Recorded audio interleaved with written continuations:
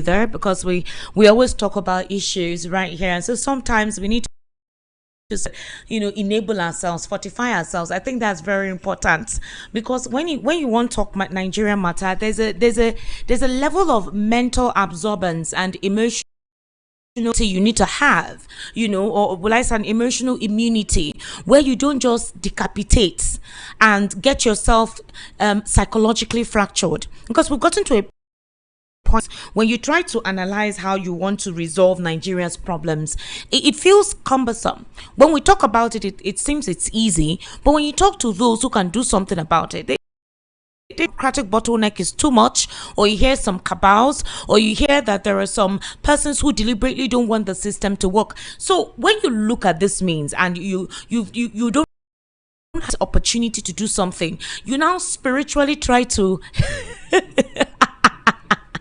protect yourself, protect your mental space. Maybe if there is something extra beyond the capability of Nigeria, is in a spiritual realm that you can tap into, and that will give you confidence and boost your faith that okay, it's not as bad as we assume it to be, and there is no God cannot do. Abi, I mean, what's the slogan of exactly? So when you try to when you look at it from that perspective, you're now telling yourself, okay, maybe we'll just give a respite by spiritually connecting, and then you dissociate yourself.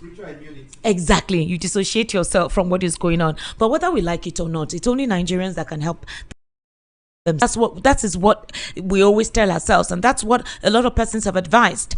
South Africans claim that that's what they're doing, even if the method is not being right. But already know that there is a political angle going on in South Africa. But you cannot use hate. Hate cannot resuscitate the system. Hate cannot repair the system. Neither can hate strengthen anything. Hate only causes division, paranoia, and divides further. And anything you want to do that will supposedly give a positive trajectory will only set us backward. We'll regress further. And at this point, I think Nigerians are because Mr. Elvis, our international passport, your passport as a Nigerian, is not even opening doors for you. In fact, once you exhibit that Nigerian passport, once you display it, a red question mark, you see them tell you to step aside. Now only everyone will be looking at you on that queue like, what has this person done? And it's a problem. Or not. Over time, the president told us recently that we should try as much as possible to speak positively of this country. That if we want to abuse him, fine. If you want to say he's the cause of Nigeria, doubt he doesn't mind, but we should try as much as possible to speak well of this country because it's affecting our image internationally. But there are talks that this is a problem. And so right now there's like a stigma. Mr. Elvis Elimele, today the House of Reps asked the president to suspend election activities and they should tackle now. The House of Reps Minority Caucus were telling the president, they were even supposedly suggesting impeachment, because what is the purpose of you coming in if all you have been doing has been going on and not necessarily focusing on core issues, which is resuscitate the economy or recalibrate the economy from the doldrum you picked it from. Apparently the modus operandi applied by the previous administration any headway, or possibly they did not even know what they were doing, right? You now came and said you want to recalibrate it, you want to resuscitate it, but what is happening? What you wrote on paper, are you implementing it? Are we feeling it? Mr. Elvis, Okwima Oka, that's corn. And this is the season.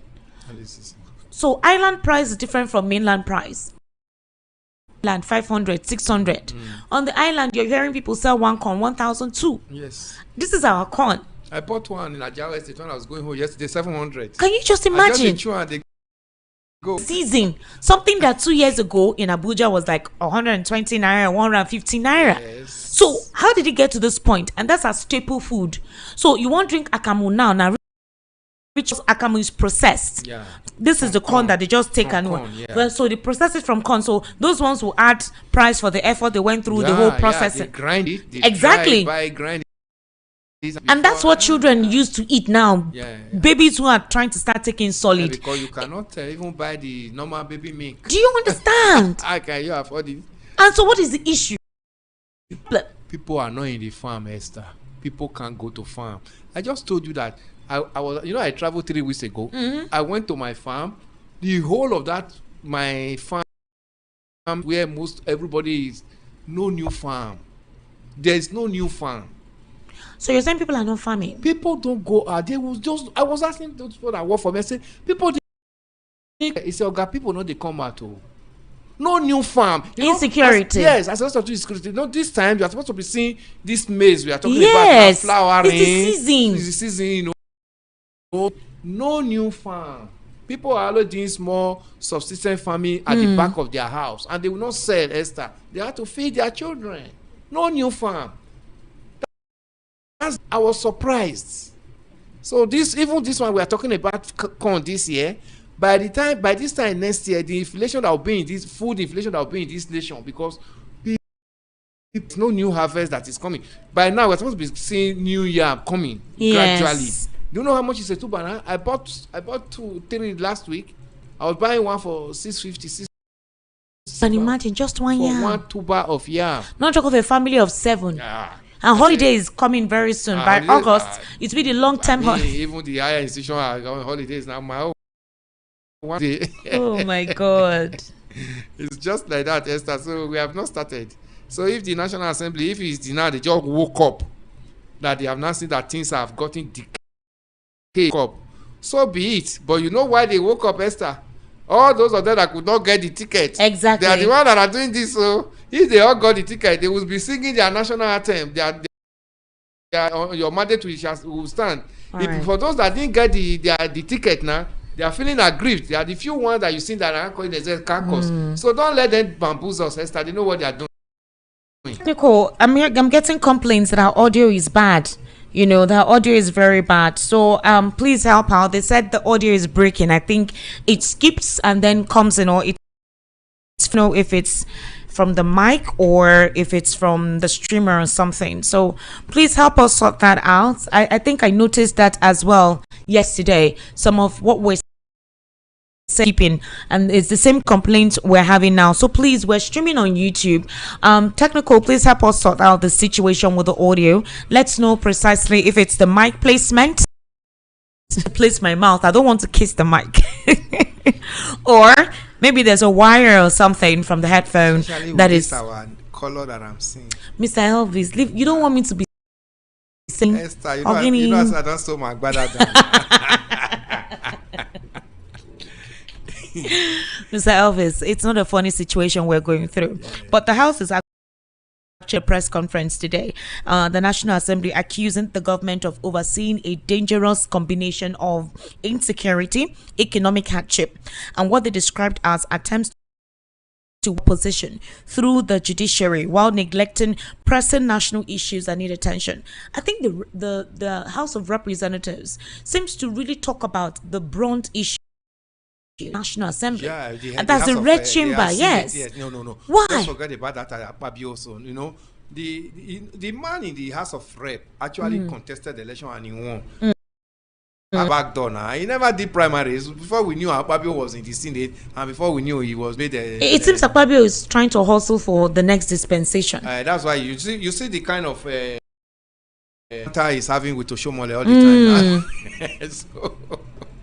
So that's it. So he's already working his way to retain that office. No, but it makes sense. We hear some issues or something that they try to hide from us. It comes from the House of Representatives, and this time they're saying, President Tinubu, please, we need to do something. The farms, it feels like there's a deliberate process to introduce famine when people cannot see food to eat or staple food items that we rely on, which is common with our farm.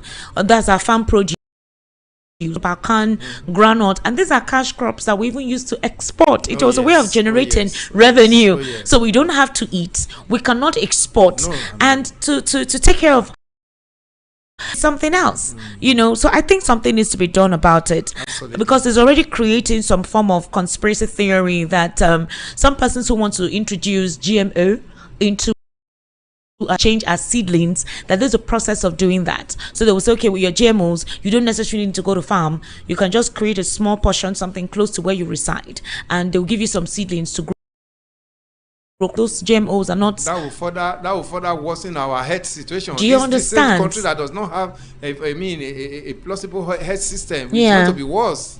So we should just put level and you know what it means. At this point, we don't need it.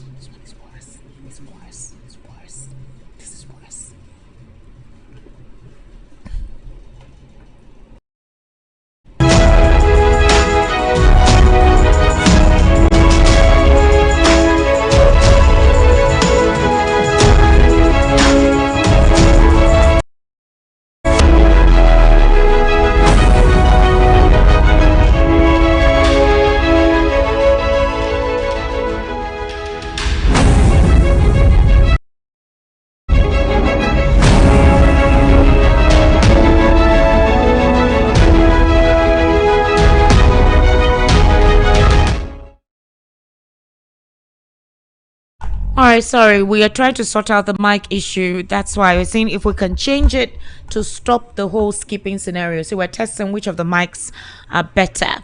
All right, thank you.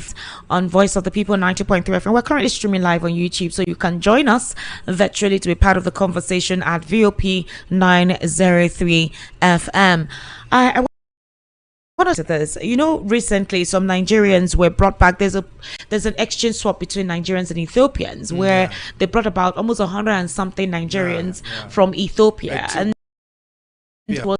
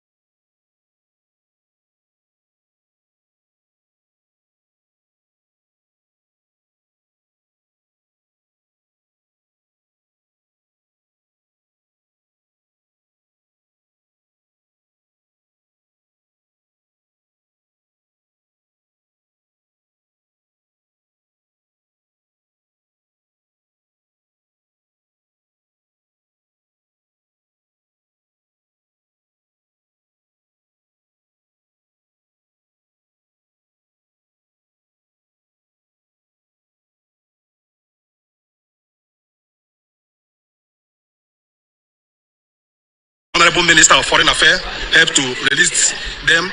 Not every one of them is a criminal. I'm among those group because if when I hear what people, other Nigerians have saying, called Igbos are on the crime, it's lie. It's a big lie. I'm among those people. Do you understand? I'm among those people. And those people you see there, only 4% or 5% of them committed the crime. And the majority of them did not even go to court. There is no judgment. I'm one of the victims. While I was transiting from Dubai to Ethiopia. And they collected my money, $80,000. And they give me 10, 70. And at the end, I used that 10,000 to pay lawyer, pay for the hotel, because I detained there for 40 good days. So when people are saying Igbo are committing crime, so if not because I told them God is with me and I told them I showed them European passport, I would have been among them. There is other 25 Nigerians who are those that is not inside the prison, that the Minister of Foreign Affairs was also fighting for their money to be released. So most of these people you saw there is not a criminal. Do you understand? So I'm not a criminal. This is my business. I'm here in Switzerland. And this is my business. This is what I do. Global Sourcing and Trading Service. And this is my business. That's my business. You can come. This is Switzerland Street. This is Zurich. Precise. Okay? So, and this is my office here. Okay? And this is what I do. I buy cars. I am into sourcing. I can buy this. I can buy goods for you, both in Nigeria to here. I can also buy goods for you from China, from Dubai. I can buy goods from Switzerland to send for you. This is what people bought. The cars, motorcycle, machines, what people bought that we send to Nigeria. So all the people you saw there are not criminal, but they will not tell you the truth. But I thank this Minister of Foreign Affairs. Because since 4 years, since 6 years now, no Minister of Foreign Affairs have worked the way this lady have worked. Personally, she took over this my matter. She came to the Senate. We were invited in Senate 2 times. You know, so when people, and when what she told them in Senate was surprising, that even the Senate could not even help. That I noticed that even Nigerian Senate does not even have power over these cabals. And these cabals we're talking about, I find one of them, which is Ethiopia Airline. Nobody's listening. There is a forged document in my own case they want to use to indict me in Ethiopia. May God, because God lost me. And what I did is I told them, let them bring it to the court. And when they bring it to the prosecutor, I told prosecutor, is it not a forged document? Ethiopia Airlines staff went and forged and made copy paste and put that they told me that I should grant my money. Why I was only on transit. I don't even have a visa. They didn't even tell us that they were taking us out. They said, okay, come and stay here. Before we know it, they are already taking us out of. If you have Nigerian passport, you are target in Ethiopia Airlines. So all these things, after detaining me in Ethiopia for 40 days, went to court, win the case, their government asked them to return the money. Where is the money? For over 4 years now. I am a businessman. I have business in Nigeria. I have a business in Dubai, registered. I have business in Switzerland, registered. I have business in Nigeria. I even have blue change in Nigeria. Active. Original blue change, not roadside blue change. Verify one. Verified blue change. So, if we people calling Igbos are criminals, I don't understand. This is tribalism. It doesn't help anybody. Because here in Switzerland, I have even Yoruba, even Bini, even Hausa. Do you understand? So all these things is rubbish. Even on my case, the man who is helping me in this case is Ahmed Issa. It's not an Igbo man. My lawyer, he did not even charge me 1 naira. It's Adeyeju. But it's Adeyeju. He did not even ask me 1 naira. It's true for me. The senator, my boy, is also true for me. But I noticed that even senator don't have power over this cabal. Because this matter has discussed in Senate for 3 times. And Senate committee hold the committee on this thing. Me, Bianca, Minister of Foreign Affairs, Minister of State, then now Minister of Foreign Affairs. And nothing come out of this. And in their judgment that they will return my money with, and Nigerian Foreign Affairs have written them, they don't have respect to Nigerian Foreign Affairs. So all this thing they are saying is rubbish, is lies. What about 25 Nigerians that they confirmed that they're going to return their money for over 4 good years? This money has not come. But I am their nightmare, because if they hijack Nigeria, because why I noticed they hijack Nigeria, I take this document to so many ministry of Nigeria, and they could not do nothing about this thing. How could you take your case to the Senate, and the Senate held hearing on this 2 times, and the Ethiopian people are not shaking. The Ethiopian airline are not shaking. So please, Nigeria, you people should stop attacking Igbos. Igbo are the one. All right, now I think he's trying to say that some of the persons who were in detention, their cases were not cases of criminality. It was basically some either protocol or logistic issue. For example, I heard that if you know you're going through the airline he mentioned, and you're going to have a stopover, whether you're going to fly another airline to go to your final route, that if you are going to lodge in a hotel, because sometimes they'll tell them if you want to lodge in a hotel, at least you should have nothing less than possibly a certain amount of dollars with you. Anything above that money that is required, you need to fill a form to indicate that this is to declare that money. So because once you don't do that and you stay there and you return, if you have more than what is required of you to have in your pockets, they don't even bother to prosecute you. They just tag you, stay you, or put you in prison. That's what they do. The worst part is that being a Nigerian, like I said, is a dilemma. And it's wrong. So this thing, it's not just happening with these people. You're having certain African countries have such clauses when it comes to Nigerians. So you see Nigerians, when they travel out, they try to get a different passport other than the Nigerian passport, because that's what helps them. When did it get this bad? And you heard him say they call the Nigerian government, and sometimes it feels like they can't do anything. Also, it feels that some of these countries don't even respect us. But we reach out to them to say, when they handle our people inordinately, the Nigerian government seems weak-kneed. They don't know what to do about it. There was a time, I think it was during Buhari's administration, one of our ambassadors was detained. Like, they caught him as if he was a criminal in the vehicle. They were saying he's documented. He came with a diplomatic visa or passport. So this is an issue. It's almost like being a Nigerian is a stigma outside these shores. So you're hustling as a Nigerian in this part of the world to survive. We are having our own tribalistic and nepotistic issues. Sometimes if you're from a certain tribe, it's already a disadvantage for you. And then you go outside Nigeria and it's a problem being a Nigerian. The problem is from the home. We have not valued ourselves here, Esther. Look at what South Africa is doing to Nigeria now. If you take the percentage of South Africa in Nigeria in this nation, you won't even get up to 2,000. Irrespective of what they are going through in their own country, they remain in their country. But unfortunately, because of the way the government have treated us so badly here, we always look for greener pasture outside our home. And you know, there is an adage in my place that when you have a problem outside, where are you supposed to run to? Run to your home. But unfortunately, when we have problem, we look for where to, run outside to go and get it solved. That's just it. We have lost our dignity as a community of nations in Africa. This is the same Nigeria that we used to say, oh, the whatever Africa, giant of Africa. Today, can you say that? In all ramification, economy we are 4 now, number 4.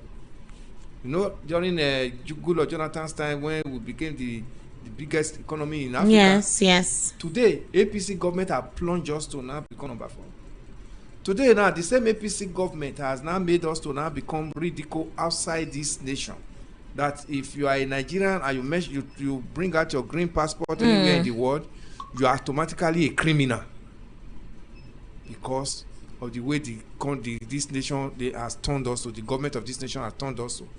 Then today, this same Nigeria that used to even be brothers to other African nations, we are now even being tagged, that homeless, refugee, go back to your home. Yes. Go back to your country. This is the same Nigeria that at the time, South Africans were on scholarship in this nation, free education in this nation. Nigeria invested. Even accommodation, we accommodated them. Nigeria government was sponsoring them. When they were in apartheid, we were sponsoring them, give them accommodation, give them school to stay. But today, when we even hustle to get to South Africa by ourselves, we are asked to go back to our country because this country has just sold us out to even nations that are not supposed to even be, we don't even regard as nations before now. So Esther, we have to start talking of a government that will come and rebrand Nigeria. Nigeria need to be rebranded. We need to come out of this.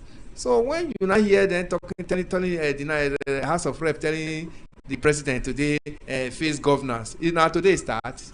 Esther, INEC has not lift campaign for lift a ban on campaign for 2027 general election. But is there any day since this government of Bola Ahmed Tinubu came into power that campaign has not going on in this nation? Have they ever faced governance? They've done more of campaign, more politicking than governance.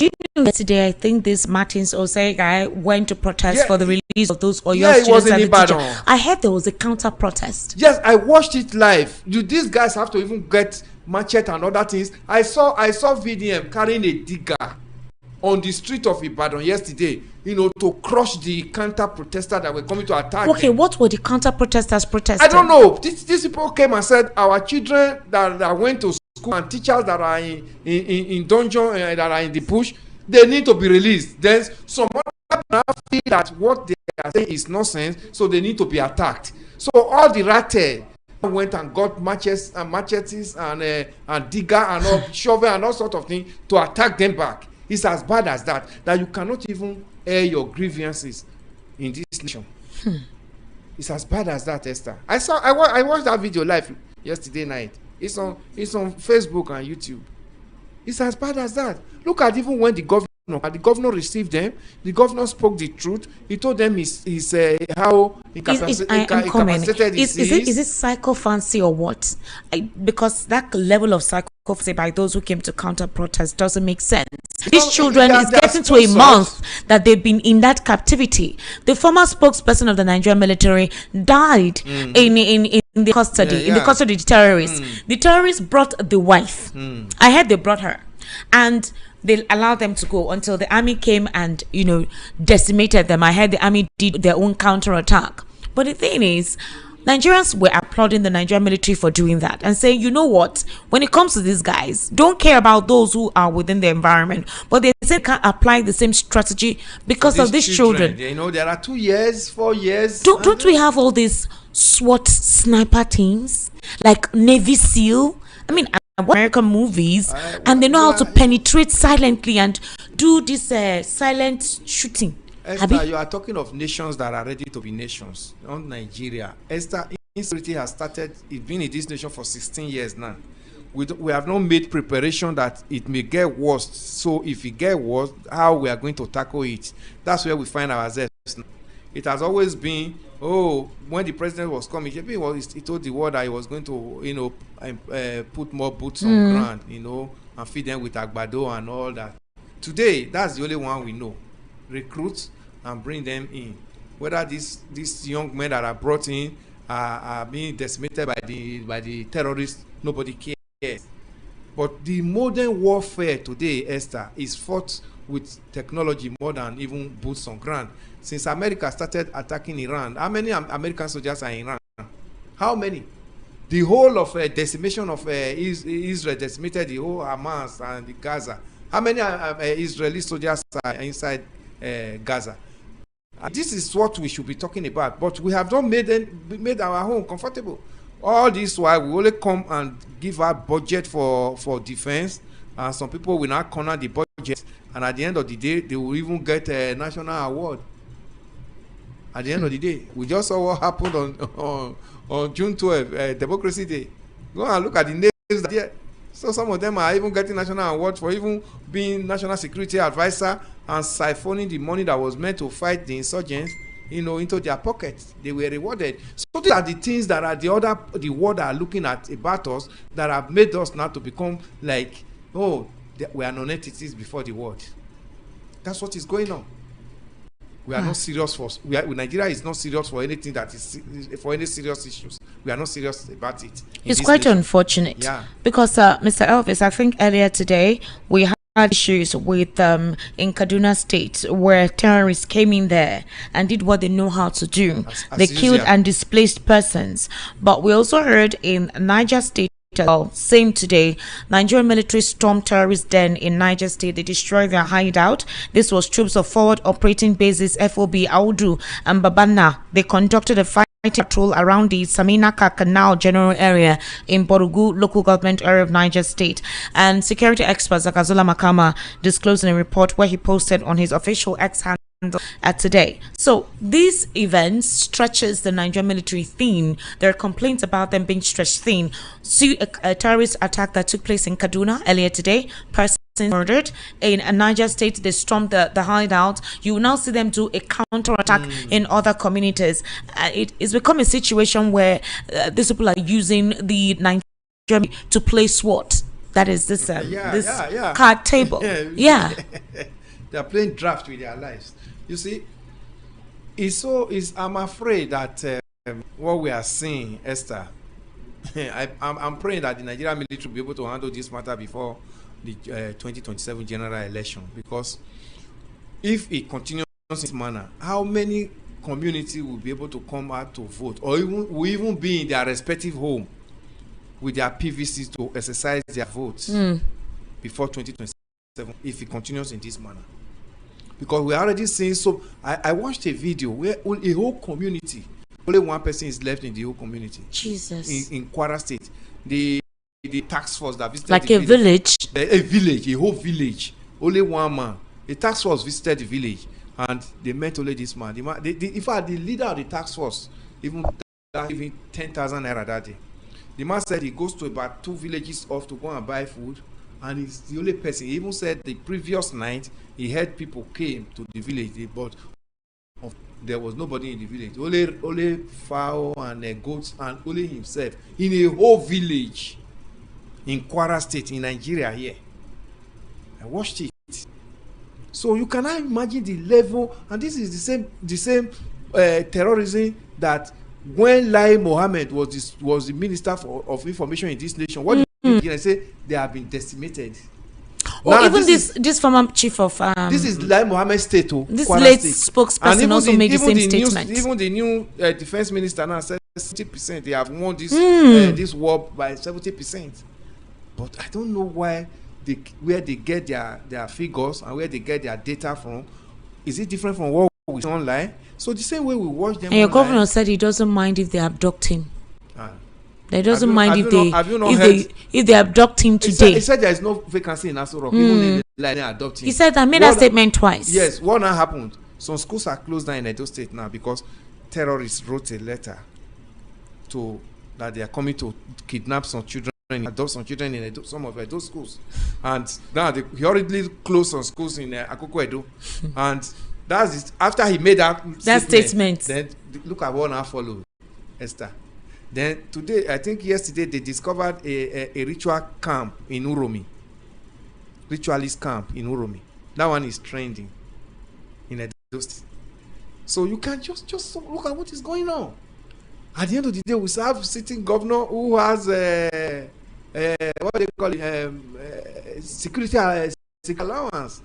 Security votes. I heard that security vote is also an impetus for these guys. Oh, that security vote is unconstitutional, and some of them actually they like this terror thing because the more you have issues, the more money is allocated to you for security vote. Yeah. And so sometimes it's like the governors just don't really do anything because they want more money, and nobody knows where that money goes. Nobody, it's not accounted no account for it. No, it's just like, this is your own for security. So how did Fashola did it? Because Fashola had to come out and say, hearing about security votes. He didn't receive security votes. So this security vote is a means of siphoning money from the treasury, or from the FAC allocation. For unserious governors. Fashola did well in Lagos, and he never put himself on security votes. Yes, that's why I'm wondering, what did he do? What did he? They even set up Lagos State Security Trust Fund.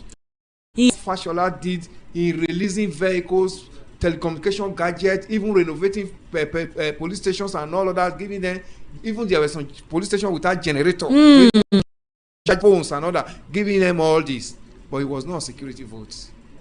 So the unserious governors will now put security vote and put in their pocket, apart from the ones that they now put from every other part of their pocket. So this is just the greed. So the greed is what has led us to where we are today. That even they pretend to be telling us they are fighting the terror, but it is not what you and I is talking about in the studio here, Esther. There is more to it. Ladies and gentlemen, we'll take a very short break. You kindly stay with us. The Evening Rush continue. We'll be right back.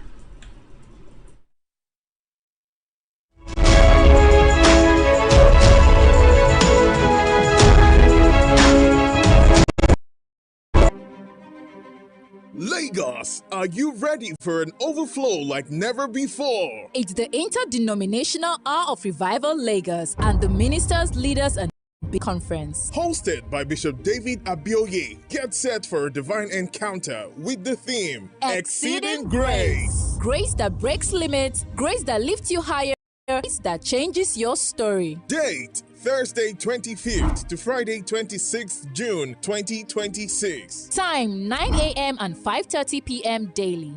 Venue, the Grand Jour Event Center, 17 Billings Way, Oregun, Ikeja, Lagos. This is your moment for supernatural advancement, your moment for kingdom empowerment. Business leaders, business minds, step into your next level by grace. Don't just hear about it, be there and experience it live. Hour of Revival Lagos. Exceed grace. Don't miss it. You are listening to your number one station, the Voice of the People, 90.3 FM. Do not touch that dial.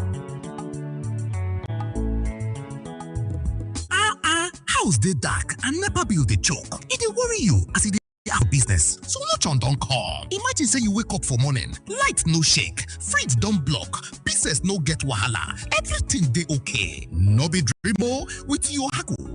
They control your light. The Haku dey sell gas cooker, freezer, fridge, and them go furnish you with modern kitchen o. Whether na inverter, batteries, panels, smart street lights, be na solar system wey you wan use for house, business, and for industrial work, Yohako stand chim to help you. Bye to NEPA bill o. No wait till transformer go spoil again o. Oh yeah, run call for 070-121-30260 or 080-324-82573, or you fit to call 080-960066. For Lagos, we there for shop F1179 Industrial Section, or Alaba International Market, or shop G6 Electronic Section, Alaba International Headline Ute Ubochi Plaza, Abuja office na Corporate 13, Dubai International Market, back of Games Village, Karo District for Abuja. For Port Harcourt, we there for number 51 Road, Eziowa Illiterate Center for River State. Yohako website na www.yohakoproducts.com. Online store na www.yohakostore.com. Yohako, from sun to earth, we dey make your mind dey cool. To the city's #1 super dial. Voice of 90.3 FM, Lagos. We are choosing for God's glory. We are heavenly candidate. We are chosen by Master Jesus. We are the church. The Lord's Chosen Charismatic Revival Ministry specially invites you to return to the Miracle Crusade titled "And the Enemy Submitted." And the Enemy Submitted. Ministry Pastor Smoker, Founder and General Overseer. Whatever the enemy or the problem you have, that problem has a name. That problem must be. Coming up live on Saturday the 27th and Sunday the 20th of June 2026 by 8 a.m. each day at the Chosen Revival Ground along Oshoda Papa Express, Jesha, Lagos, Nigeria. The Lord is said to execute the submission of all your enemies in marriage, health, business, academics, social and spiritual life. And enemies submitted. Come and be blessed. Jesus is Lord.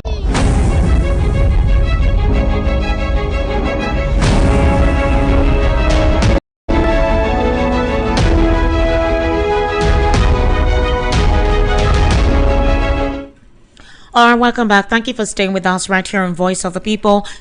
90.3 FM. This is the Evening Rush. My name is Esther Wachiku, and I'm currently in the studio with Mr. Elvis Elimehele.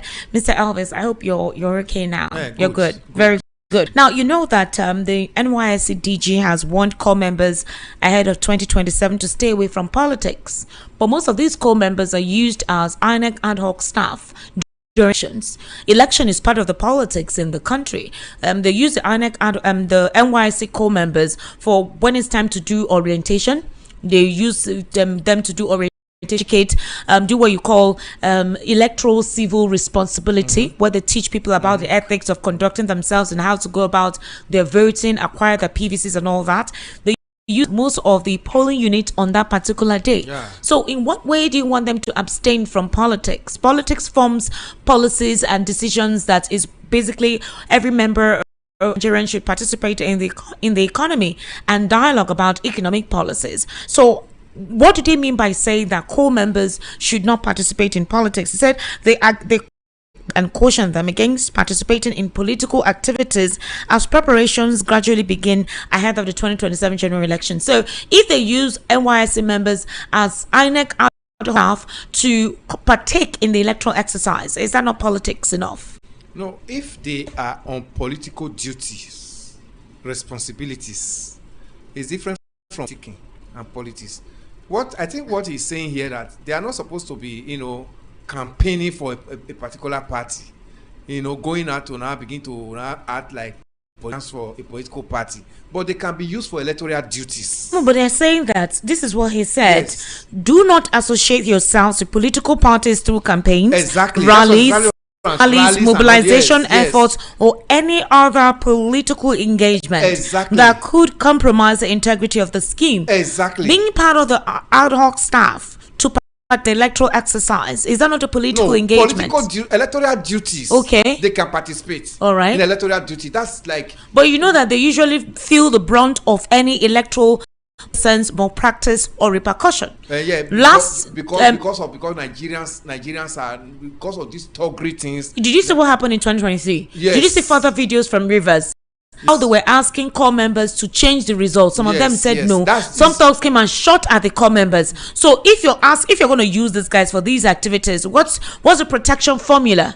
No, that's if they are using them for electoral duties, they need to be protected, because politicians will always come and hijack polling units, and they are not culpable because they are in polling unit to exercise their electoral responsibilities, given to them by the state. But that is within that period, doing that job for the state, Nigeria state, they need to be protected. But if they now come out to now become going to rallies for politicians and political parties, you are on your own. That's what the DG is telling them. You understand? Esther? We saw in 2011, you know the number of coppers that were killed in Bauchi State when Jonathan was declared as the winner of that election. You understand? So those are when they are in such duties and responsibilities, they need to be protected. At least I was in the studio with one of the parents of those coppers that were killed. The Europe among them that was killed. And, you know, I saw the father. In fact, I shed tears that day because I was in one of the radio studios that morning when he was brought into that same studio. So such duties, it must protect them because they are doing the civic responsibility of the state. But when they now begin to join political parties because they have one politician who have come to envelope or whatever, and they now go get themselves involved in rallies and campaigns, they are not allowed to politic. That's what the DG is telling them there. All right, possibly for their safety and to create a sense of neutrality, so they don't say they are being used by these political actors Anything can to happen. to destabilize the polity, and they're there to nation. El-Rufai supporters hired a U.S. lobby firm over ICPC prosecution. The supporters of El-Rufai, former Kaduna State governor, they engaged a United States-based lobby advocacy firm to raise concerns about his ongoing prosecution by the Independent Corrupt Practices and Other Related Offences Commission. The El-Rufai support group announced today that it had Vanguard Africa is an international advocacy organization headquartered in Washington, D.C. They have some of their liaison offices, across. They use these liaison offices. Like the last time Peter Obi had a meeting with some European counterparts. I heard Nigerians were saying that Trump had invited him to the White House for one conversation or the other. It actually takes place. Some Nigerians may not like it. They may think he's going to project himself and possibly paint the president in a different light. But he's been meeting with some international community members in Nigerian diaspora, as well as some European counterparts, specifically when they came, I think, was it in Abuja or thereabout, when he traveled to the US. He had a meeting with them. He was even in Berlin Parliament. Exactly, when they had sessions where he talked about Nigeria being a hub for business, enterprises and investment, where he tried to dissuade the prospect of Nigeria being a harbinger for insecurity. Because perception being created by the international media. I remember one Nigerian from the north who was apprehended in this whole South African xenophobic nonsense. And he has been here since 2011. And I asked him, why did you leave Nigeria at the time? He said, because of war. Nigerians were like, excuse me. But if his community was being ravaged by insecurity at the time, like Southern Kaduna, you wouldn't blame him if he said it's because of war. It could be likened to war. What is war? People die, people lose their home, people lose their business. That's war. Yeah, it's understanding of the insecurity we are going through. And has it abated since that time? It has gotten worse. Even worse, despite what the security officials are telling us. So the group is saying the move is aimed at drawing attention to what it described as growing concerns over the rule of law, due process, and the state of institutions in Nigeria. Mr. Elvis, ever since El-Rufai made mention of wiretapping the NSA's conversation, and up till now, I don't know why he had to make that statement brazenly on national television. Even presenter told him, you do know that what you committed can be likened to treason, and he made it seem like they always do it, and those ones can tell you it's within their onus to do that because of insecurity, But the day though, we've heard that this is a political situation. He's going to remain in custody. It's possible that he may not even partake in the electoral exercise. If that is the case, and El-Rufai had told that it's because of this situation that they are keeping him in custody, and they had told him that they could release him if he promises not to engage himself into any political activity, which he did. If that's the case, what is the fear? What does El-Rufai know that the administration feels they need to keep him detained? And if that's not the case, though, if he has evidence to prove otherwise, presented by the EFCC or the Kaduna State government about financial infractions, which runs into billions, then you defend yourself and you're done with it. So his case is the fact that he's been asking for, his case is a bailable offense, but it's been difficult for them to grant him bail. What is the fear? I think they granted him bail. I think some of them is they granted as they did. They rearrested him. So he has in the court. He has the one from his state. He has the one that he said he knows how they can tap the NSA. So what is happening to El-Rufai Esther? It's not even we should be begin to flog here. If the law is looking for a PRO company to launder his image, this is the same. If he knows that he has done so well, he shouldn't even be this. Let his image this time around speaks for him, especially if he's feeling unduly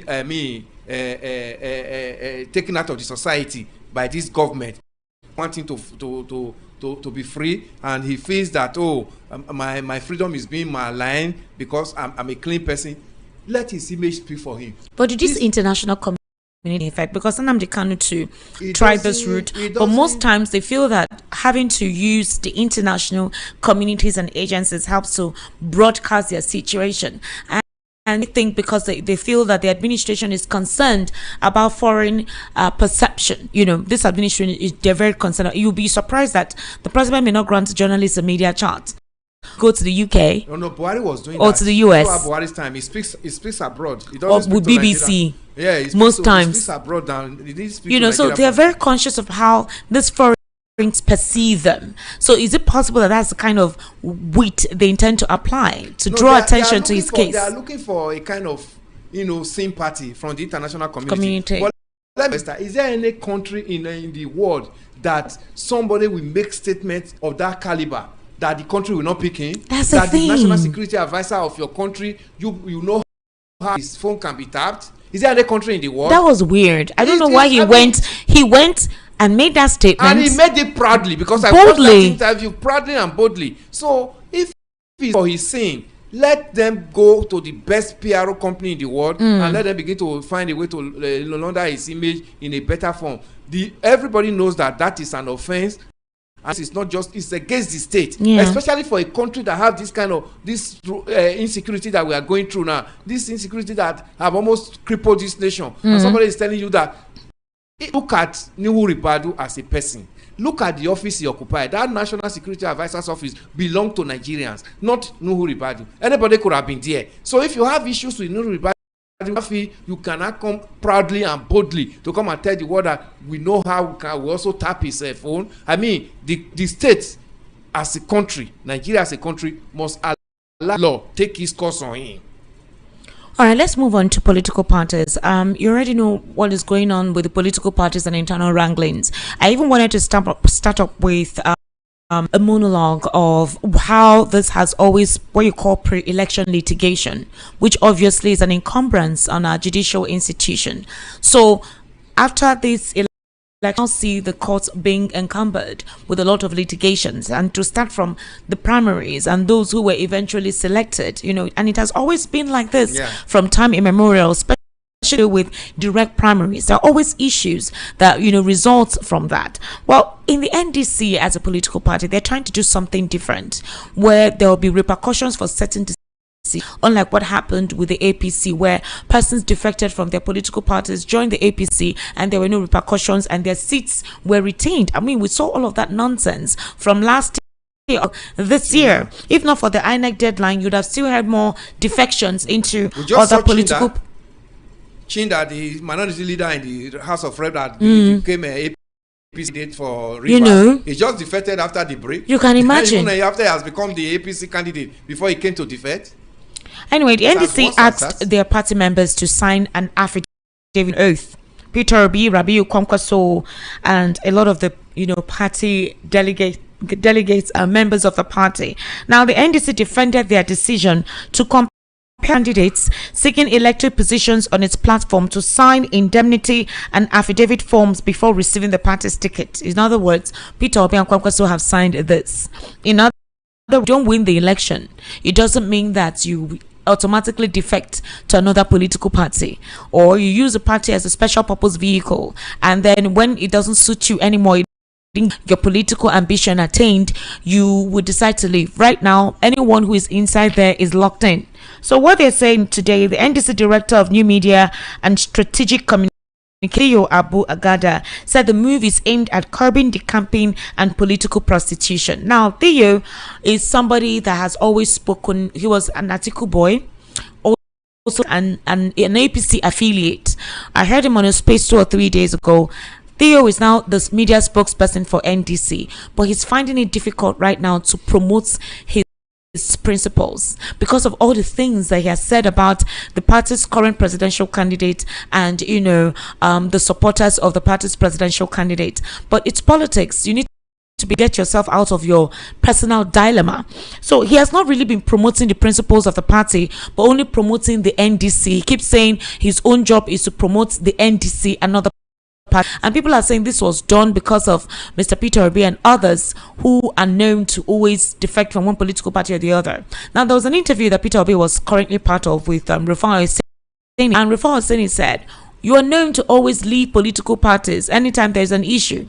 The Nigerian government has called him irresponsible for always running away when there is a problem, because if you want to be a leader in this country, or you can practically die for this country, there are wholesome challenges this country faces on a daily basis. So when it's not comfortable with you, where do you want to defect to?" So he said that yes, they can call him any kind of name they want to call him, maybe a political party prostitute or whatever, but that when there's a fire in a house deliberately set up by certain persons, you leave that environment. And that is a crux. Some Nigerians are saying, would you always think or do things like that? Because right now Tinubu bears the brunt for any Malay in every institution. The president already knows that if there is a problem right now, the Oyo incident is on the president's head, regardless of if the state security officer of the state, the maladministration witnessed in some of the ministries, departments and agencies, they blame the president for it. All the commissions set up, despite monies given to them and their wherewithal to work, the president is being called. The insecurity, the president is being called. Okay, so would you at that point in time say certain persons, like the president has alleged that opposition are the ones relating insecurity, would you say because of that you want to? Do you understand? So the NDC has compelled them to sign an affidavit that you're not going to use the party as a special purpose vehicle, and win or lose, you remain in the party, do your party dues. Do you think that's too harsh? Esther, it's not too harsh. Do you know why we are debating this matter? Why? It's because Nigeria political parties are not based on ideology. Okay. Which is supposed to be the responsibility and the major characteristics of every political party. Mm-hmm. If this political party actually have the solid ideology, Esther, it is just that the two of us that say we want to belong to that political party, we know what that political party meant to us, okay, and we know that whether they win or not, they are in power or not, we are done to that ideology that made us to be members of that political party. That is just it. In Second Republic, we have MPN, UPN, the two major political parties then. MPN will tell you that education is not free. They will give you qualitative education, but it's not free. So for those of them that believe in NPN, they voted NPN in their respective states. But for those of them that believe in UPN, that say education at all levels, yeah, they believed in UPN and they voted UPN at all levels in their respective states. There were ideology, there were manifestos which this political party believe. Today you just see that somebody failed primaries this night in one political party. By tomorrow morning it's already in another political party, because that's political. It doesn't even know what so somebody just said that their legal advisor on a Monitor television program, I'm sure it's currently ongoing, said that Peter Obi is exempted from that affidavit. Well, I don't even think that affidavit has to do with people who are in the executive as much. Okay. But it could be that the legislators, look at what the legislators did, how they messed up Labour Party, Esther. Okay. They did. Many of them never had the opportunity, they never even dreamt of being a local government councillor. Yeah. But because Obi went into Labour Party and the tickets were so cheap at that time, nobody actually believed in it. Then people just casually went into Labour Party and it clicked. They got into different legislative positions in this nation.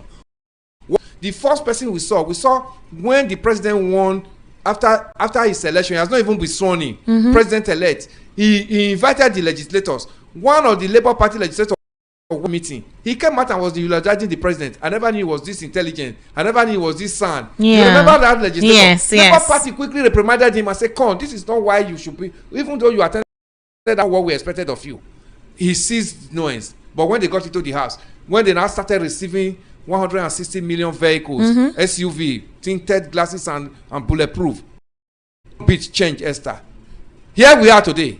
Do you have any Labour Party legislator in the house again? No. We were thinking that they were going to change the trajectory and they were going to be very heady and debate, especially now that they, the way this 10th National Assembly was almost constituted.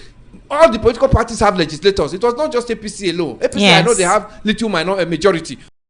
But political parties that have very good number that could actually stand and say, okay, a debate in National Assembly, Esther, it's all about lobby. Yes. Okay, even if I don't belong to your political party, not in opposition, let's toe this line to counter what the ruling party is talking about. Did we hear that since they got into power, Esther? Nobody, because they just now believe that, okay, on your mind now the anthem at the National Assembly. Yeah. So now ADC is coming in a different form. Let there be discipline at the time in Nigeria. It's time to stop from somewhere.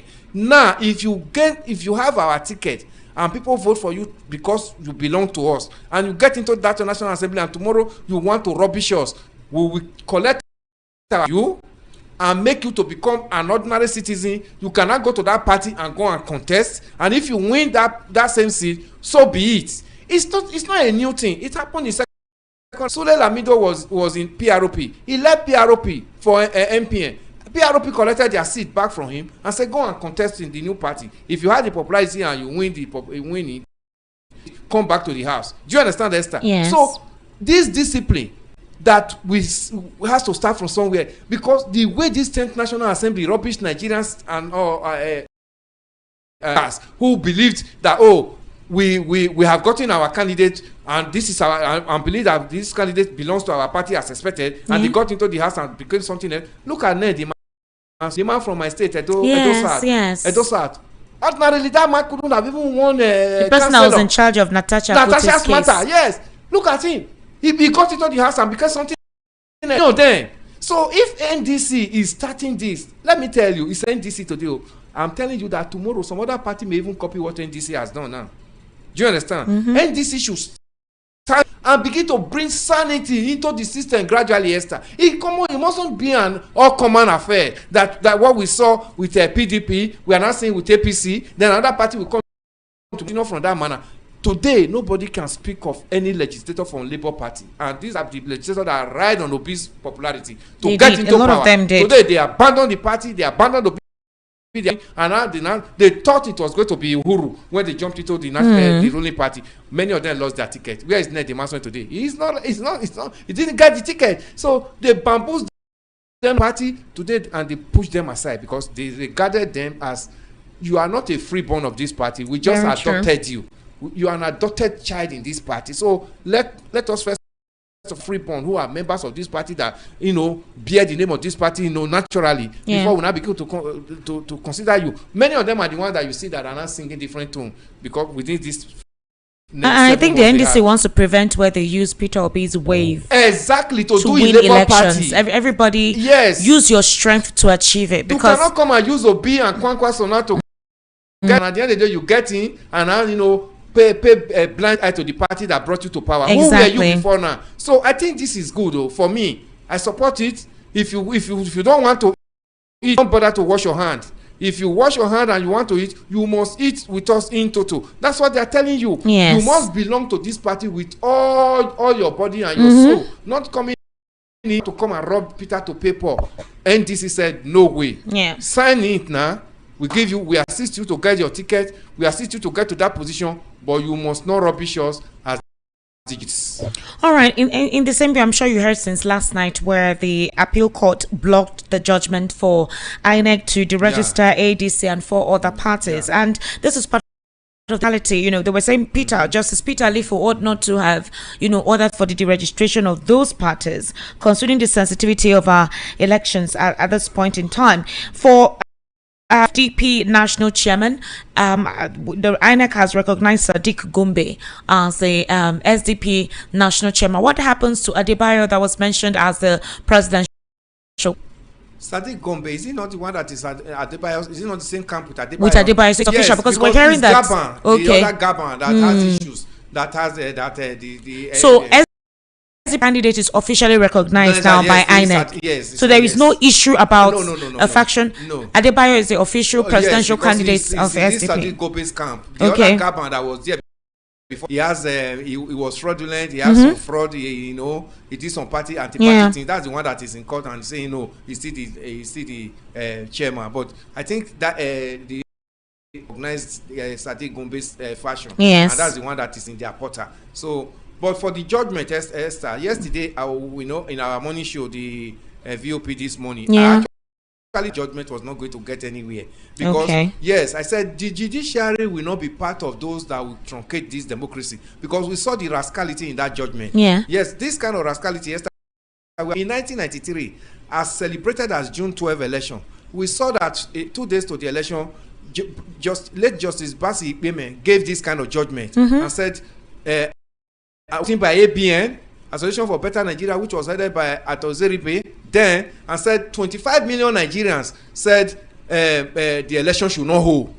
And he gave judgment on that kind of kangaroo, allegation, and said it was going to, the June 12 election should stop. But we saw that INEC, as it were, then said no. They went the election must hold, headed by late Humphrey Wonsu. So when this judgment came yesterday, when we were debating it yesterday, I told them that this judgment will not fly. It's just like what Justice 1993. And my colleagues were like, how do I know? I said no, because this matter is already before the appeal court.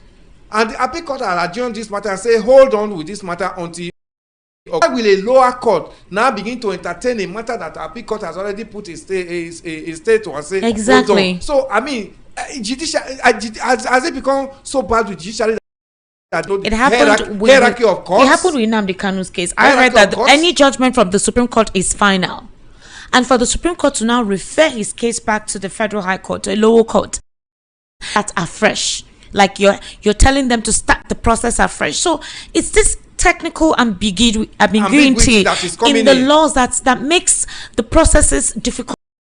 Yes, so that's why some judges are now cashing in on those kind of up and down. Exactly. So that was what Justice Peter Alifu did in that matter. But I thank God that same yesterday and said no, this must not fly. You cannot begin to drag the name of a judiciary in the mud because you are in I think this should begin to serve as deterrent to some of these judges who kowtow with the politicians at the detriment of Nigerians. This Fourth Republic, the judiciary must not be being used to truncate it, because judiciary is a very serious arm of government. It is actually the arm of government that is supposed to punish the lawbreakers, executive and the legislators. So if they are now begin to break the laws as expected, where we are, it becomes an anarchy. So I think what they quickly did to arrest this situation is a good one.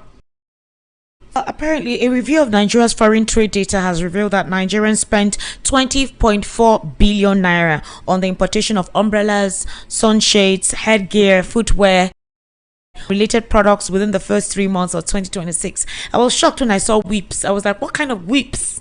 Are we seeing red room whips, or whips for cows, or whips to flog? Or I don't understand the exercise some people use whips for. Whip that the terrorists have in their respective camps. Don't you see the way they use it to whip Nigerians? No, that this kind of imported whip. Do you think most of the things these terrorists use they are made in Nigeria? The people who are sponsoring them bring some of these things in. And again, all those wrong brothers you mentioned, they are for empowerment. They share them for in their political rally for different empowerment, or what do they call it? Yes, they call it. They share them. But why would you import umbrellas when you can make it here? I'm trying to comprehend the essence of things. I mean, are these not things that we can make here? The person that has the contract now wants is where he will be able to inflate the figures and get what is it on Nigeria contract? It's crazy. Yeah, so the figure was obtained from, you can get the figures from Foreign Trade Statistics Report for the first quarter of 2026, and it was actually released by the National Bureau of Statistics. If you get a report, is it not shameful that things that ought to have been manufactured here and give employment to Nigerians are now being imported and using it to weaken you are now talking of foreign yes, weakening the naira with things that can be manufactured here. Do you know the funny thing? I stopped taking the reports from the NBS seriously after 2 years ago, December, comprehensive report of how much criminal activities had brought into the camps of these terrorists, and they did like was it a pie chart or a bar chart of zones that were affected, mostly women, gender, demography, numbers, and then all of a sudden they retracted it and told us with the ransom. Do you understand? These guys had generated that was a comprehensive study. All of a sudden they retracted it. In fact, I think this was it in 2024? It was 2024 December. I was shocked. So any report that comes from the NBS, it is the one that the government that they are allowed to fly. They retracted them. Then they were invited by the DSS to ask them what survey they used. NBS, we should not pay attention to anything from their website for the last 2 months then that their website was hacked. So since that day, I don't trust their report. I don't trust it at all. So I get a business person and you really love statistics, to really follow up the statistics in the market, I would advise you to go for budget. That's StatiSense. Budget StatiSense, very good. And you can actually check this report. They give you like live updates, not anything mutilated or distorted or whatever by the NBS. I'm sorry, that's just when me. You host, then you quickly withdraw. Exactly.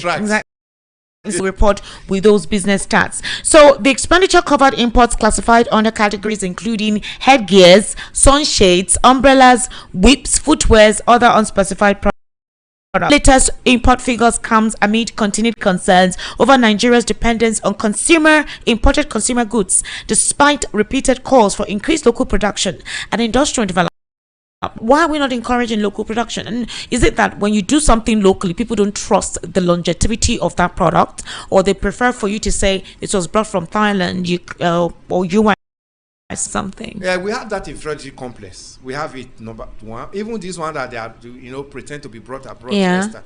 They also manufacture them to a certain level of whittle it down. Yes, they give them specifications that are not up to standard, but because the standard organization does not really work here as expected, you see all the nonsense that are brought into this science. You just plug electric cable, it burns in your hands. Some of these things, even electric chargers and all these things, because the agency that is supposed to actually make sure that these things are up to start working. So they bring in all manner of things with very low quality manufactured abroad and bring them in as imported goods. And because of our inferiority complex, I use imported things.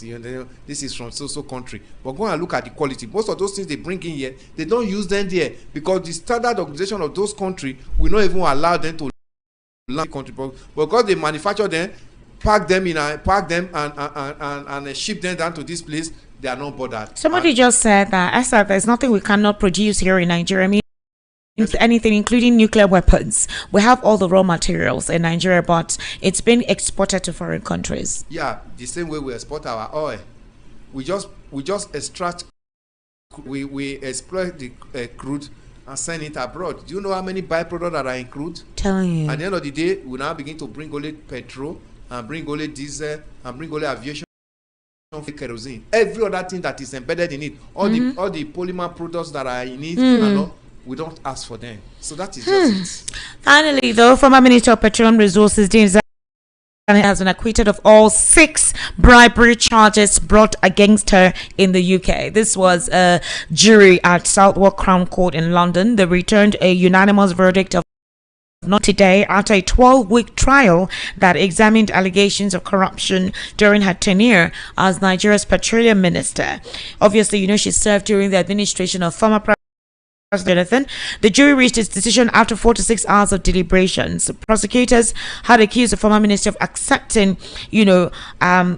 bribes, benefits from oil and gas, seeking favorable treatment in relation to contracts and business interests in Nigeria. According to the prosecution, Alice Amadueke allegedly enjoyed a life of luxury in London, illicit benefits provided by individuals linked to the oil and gas sector, and they heard claims that she received £100,000 in cash, which obviously is more than spent on luxury shopping at Harrods, 4.6 million euros for property refurbishments, private jet travel, chauffeur-driven vehicles, and domestic staff at luxury properties in London and Buckinghamshire.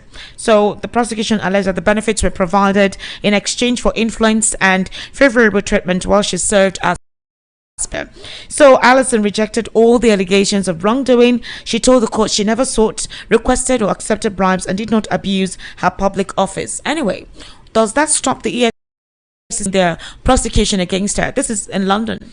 No, it doesn't. It doesn't. But the issue here, Esther, so laundering and ostentatious lifestyle is in our work like we do here. She says she did not collect bribes. Okay, people come and give her stuff, gifts to say okay. But there are some gifts that they don't even accept. I remember the Prime Minister so that I started a restoration problem.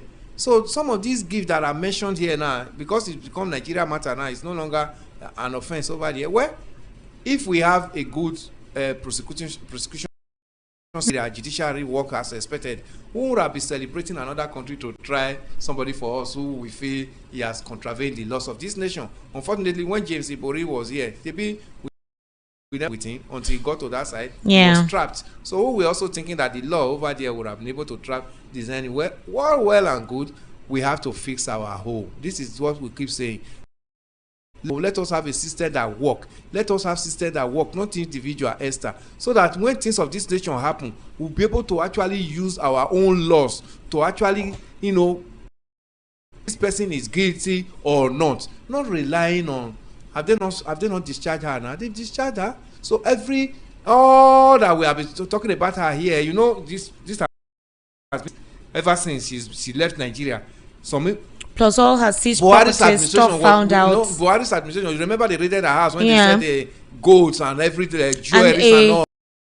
Diamonds. And even diamond, bra and all of that. These were things that we were told in the media that this woman has all of them. But today, what has come out of it? So if we have a very good procedure, all those things we got here would have been evidence against her here and would have been used to prosecute her in Nigeria courts. So finally, as with things currently going on in the House, is it possible for an impeached president close to the end of his first tenure? Can they pull that off? No, not at all, Esther.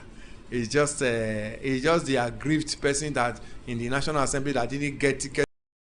Most of them are those ones that jump from one party into APC, another. And at the end of the day, APC now tell them, Parawo, you are not part of us. So they are just mere thieves. So I'm just doing this, Esther. Yeah. Nothing. National Assembly is headed by Akpabio, and Akpabio is the leader of the National Assembly. And where will that impeachment come from? Even if Tinubu decide to visit National Assembly tomorrow, they are going to welcome him with their anthem on your mandate we shall stand. So forget about it. So it can't happen. Yeah, it can't happen. Those ones that didn't get that are angry that we are not told this.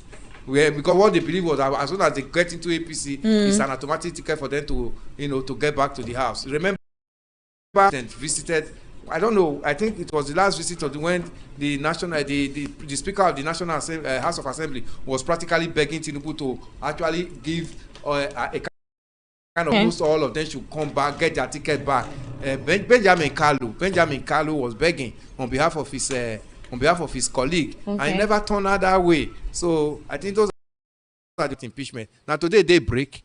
When Nigerians wanted the impeachment, did they support us? Is it now that we are even saying, Tinubu, finish your first tenure, then let's meet at the pool in 2020 impeachment? It's not an issue, Esther. It's not an issue, Abi. At all.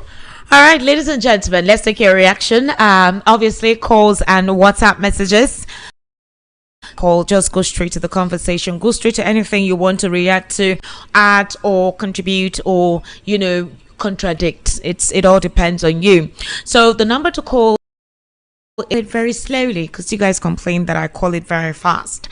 0803692 99 0803692 9933. Then our WhatsApp number is for you to send your message. While if you're in diaspora and you're participating in the conversation this evening, you can call with the WhatsApp number. So the WhatsApp number is 0817 56338. 08171756 Very simple, and you save it on your phone. But intermittently, I'll be calling the number. Hello, good evening. How are you? First caller for this evening. How are you? Hello. Hello. Okay, you're breaking. Hello, sir. Is it network or is it this thing again? Hello, what's your name, sir? Yeah, my name. Okay, so maybe you can call back on speaker. I don't know if it's the channel that has issues. 08036929933. That's the number. Okay, so I think we're going to do the speaker thing. Name of your radio. Good evening. Good evening, sir. How are you? Fine. My name is Joseph, calling from Ecuador. I'm a first-time caller. First-time caller. Wow, Joseph. I can't welcome. My bell is not close to me. How are you, Joseph? I'm cool. All right, please go ahead. Hello, Joseph. Okay. Joseph connection went off. Hello, good evening. How are you? Please turn down the volume of your radio when you call. Hello. Yes, hello. What's your name? Good evening, sir. Good evening, sir. Welcome. How are you? Organ, you know, see us. Now here we do now. I say you know, see us. Now here we do. You ask me how's the work.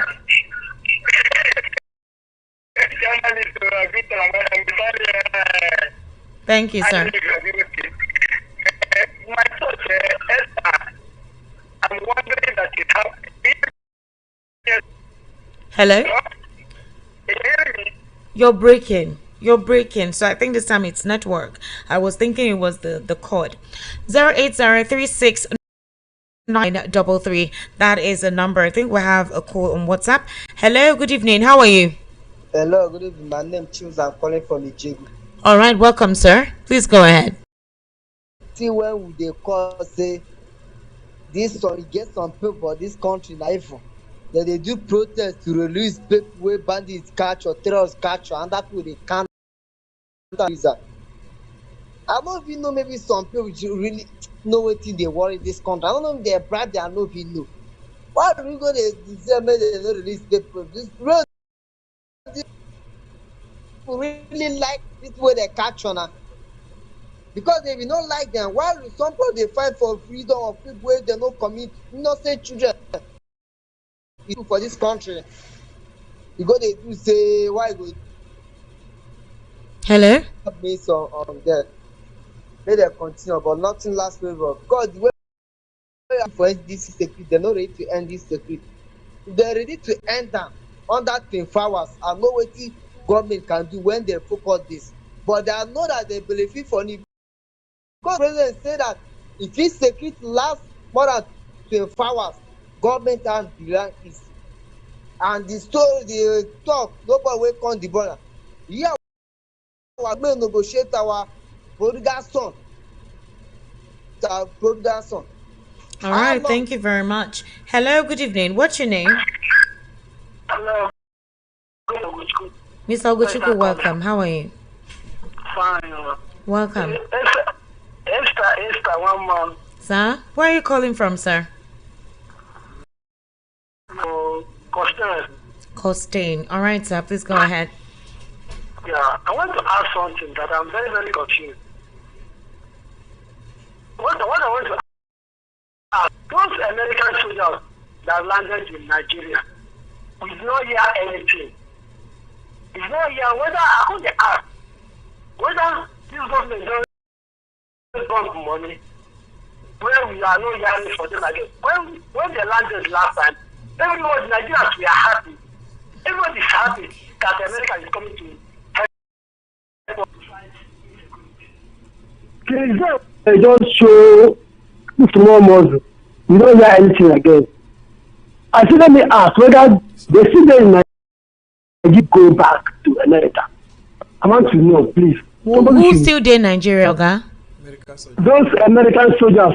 Oh, well, yes, we've been hearing them. You know, you hear ISIS terrorists have been murdered. They're still mapping out. They're not joining the military on the field. I think they're doing more intelligence gathering, intelligence dispensing, and they're helping to for the Nigerian Air Force to do their bombings. It has been long. Is it when they're killing Nigeria finish, they will show themselves. I'm very confused though. So I couldn't ask whether because this our government, nothing they cannot do. They can use money to buy the whole world. So whether they don't buy Trump, we are not hearing anything. All right. Thank you. They're still there for Nigeria. Arrangement, they're still in Nigeria, but they are not meant to join the Nigerian military on the field. Yes. Their own job is to gather intelligence, do what you call strategic location mapping of where they reside. All right, and then when they do that, whatever digital equipment they have for specific targeting, the Nigerian Air Force does their thing. And I'm not sure. These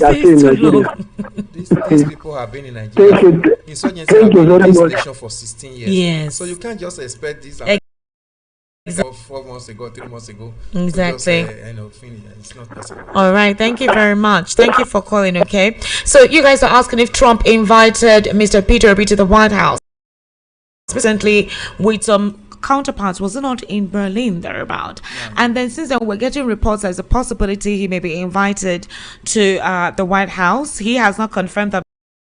An interview that he had with No TV. I think No TV is also an international media platform. But you know, his supporters are saying if that is the case, wouldn't that be positive news?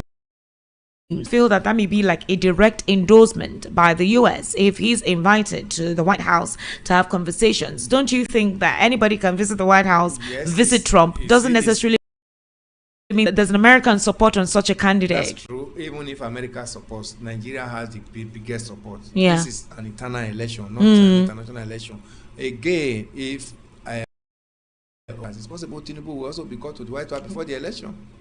But if Tinubu was supposed to be called to the White House, he ought to have gone by now. Since all of this debacle with US, we never saw any. But you know they have a lobby, PRO firm. But I would have even expected him to have met with Trump. He sent delegates. Yeah, but there is possible that are still lobbying, to wet the ground before the big elephant will show. Ground. Yes. Really? That's why they've been sending delegates. What do you think the delegates have been going there to do?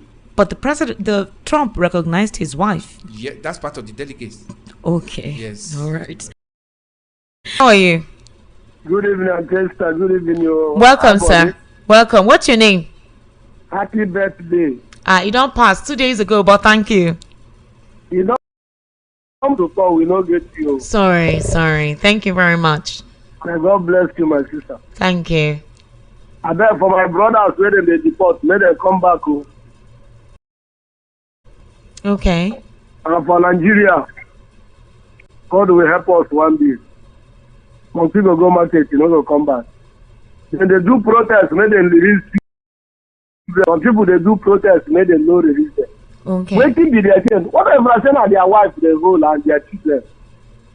Oh, well, may everybody they sow the seed. One day you will reap waiting. May God bless you. But the question I keep on asking, if things is good for Nigeria, will it be good for only one person? Not the whole Nigeria.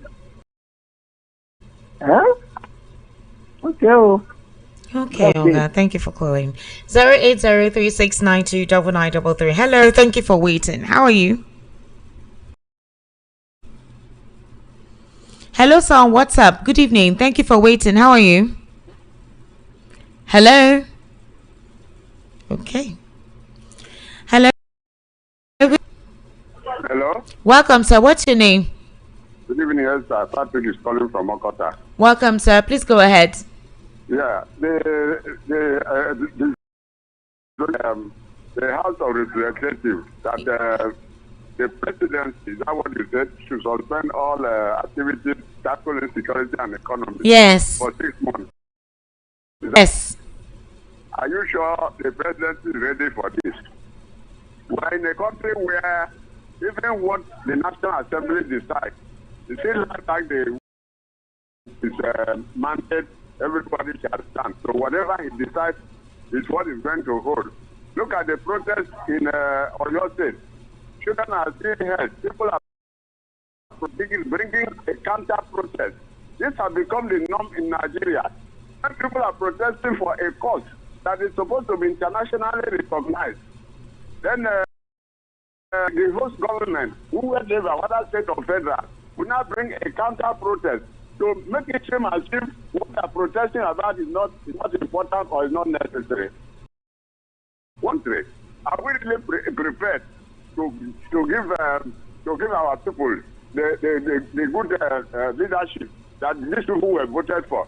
The people that are they not the same people who asked for our vote? So if we are protesting that our children should be released, only for the governor to come and say, oh, we are assuring you they will be brought back safely. How many hours it took these people to carry those children away? For more than a month now, the government cannot do anything to bring those children back. It is very, very unfortunate. So the government, the federal government, under Tinubu, under APC, is going to listen to what the resolution from the House of Representatives that they have decided. I'm not sure. And that is what has become so disturbing, because you just told us that the entire cabinet of Equatorial Guinea, they have resigned. Is that not what you said? Yes, yes. Yeah, because they have failed. Is that not a lift for Nigerian leaders to borrow from it and say, if I cannot handle the security? For instance, the sitting president told Goodluck Jonathan that if he cannot secure the country, please resign. Today, this security has become worse than it was. He has not been able to resign. So what is the opposite of what he said? Today, he cannot do anything. All right, thank you so much, sir. I've been waiting for you to land. Thank you, okay? Thank you for calling. Hello, good evening. How are you? Hello, good evening. Good evening, sir. Welcome. What's your name, please? Mr. Wamba, is welcome. It's a pleasure. Yes, on those who stage the counter protest against those who are protesting for the release of these the kidnapped children, my prayer is the same fate, if not double of that fate. The parents, the family members of those people are going. Hello. Okay, this person's calling on WhatsApp. 08036929933. That's the number to call. If you're calling, don't get any calls to interrupt you. Hello, good evening. How are you? I'm fine, Esther. Esther, good evening. You see, how are you doing? Yes, I'm cool. I'm okay. How are you doing? I am fine. Welcome. It's good evening. I appreciate you there. Yeah, good evening, you see. Welcome. Yeah, Esther, I quickly want to summarize the issue of NDC asking their members to take votes and voted on their platform. It's not be a horse race to the journey or the destination they target. Now, they are learning experience from what happened in the last election. What they couldn't do, and the people they voted on their platform, they deflected to other parties. And that's how Labour Party lost it. Now, it's a good thing to do, but achieve it as a party policy, back it with the law and with the courts. It will sustain them to go far in the future, even after this discussion of OB, to be a regular thing. It will make them to thrive. But it all depends on how they are able to carry themselves along and sustain themselves. Please, again, they should not say the law is done, OB's movement. No. OB came in, and this thing came in because OB is there. Now, it's not there because OB is there. It is there because OB has come in, has given the party a face. They believe that OB makes sense, and to have it as a going concept, they need to have a background and a law or a system that will make it an actual going concept-driven thing. This issue of political party ideology, Nigeria are missing it. Now, we like to copy most times, but we do not know what we are copying. We are missing what we are copying up with understanding. We don't need a political party ideology to have a good system. What we need is leadership style, leadership quality, and quality leadership character. We want to copy America because they are having it Republicans say political ideology or Democrat. We are talking about a political philosophy, political policy, and social political policy on different political lines. But everybody believes how is America going to be increased is a different not together. America is going to be based on our political policy and based on our political philosophy along the lines of left and right. In Nigeria, no. Now, for instance, this thing has fragmented their society. Now, when you see people protesting under this Donald Trump regime, it's the left, the people of the left, they are protesting. Some matter protests. It's the left that stir up that protest. See people there are neutral Americans who believe in what is right and justice for everybody that are there. The majority of those guys are left, extreme left, gay, homosexual, marijuana, everything. But right is for the conservatives. So we don't that kind of political philosophy. In fact, me just in the societal line, this one we say like CNN for instance, they are media for the left. So they project everything that is leftist. They are against the Republican and conservative view. So as you don't know what is CNN, if you believe in conservative future and philosophy, you don't want gay, you don't want homosexual, you don't want marijuana, or you don't believe anybody should have some level of kilogram of marijuana. Separated media over there in this civilized climb. Media are operating along left and right, like Fox now, they are conservative media. Are you getting the talker? Cassim is a conservative media. Candace Owen is a conservative media. Our society is going to be fragmented. So when they say ideology, it is talking about the principle in which we are going to make America great or Europe great in our own. So these things must be drawn along the thin line. When we say ideology, most of us don't understand what we are preaching. We are not calling ideology because we believe ideology is there. Ideology should not be more than leadership quality, leadership, socio-economic development. That should be the right thing. So if ABC is making a principle that a party member or a candidate that is in a government seat, like all right, is you see, thank you very much. Okay, thank you. When you see stats, go finish. About the Lagos Deputy Commissioner of Police, Kansali, who was kidnapped by the Fulani terrorists. They say he's been confirmed dead. Yes, I think that was yesterday. Yes, yeah. Jesus Christ. Yeah, it's true. This is so unfortunate. It's wrong. That's what I'm saying. They've infiltrated everywhere. Unfortunately, the Nigerian government is not hearing is we are decimating them. We 70% success and all that. But every day we keep. A deputy commissioner of police, a former speaker of the Nigerian, in the space of the same week. This is an embarrassment. Okay. Hello. Good evening. Hello. Please turn down the volume of your radio. Please. Yes, sir. Good evening. Good evening, Ma. What's your name? Thank you for joining us. My name is Vivian. This is my first time calling. Oh, my bell is not here. Oh, Vivian, thank you for joining us today. Oh, welcome. Thank you so much. From where? The Hello? security in the country. I want to also praise your analyst. When you say a country that wants to be a country, I've been laughing and I've been laughing. He's very wonderful.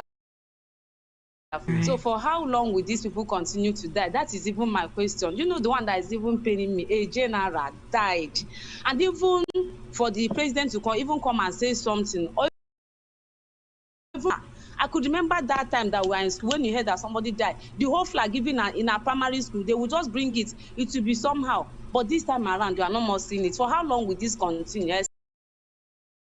Me. Now. Hello? WhatsApp call. There's always a problem. Somebody calls in. Hello, good evening. Hello. Yeah, good evening. What's your name, sir? Doing well. Thank you. How is work? Okay, now me and you now. We do hustle together. Sir, thank you. What's your name? We are grateful. I'm Chris from Ejigbo. All right, Mr. Chris from Ejigbo, welcome. Please go ahead. Yes. How is everything?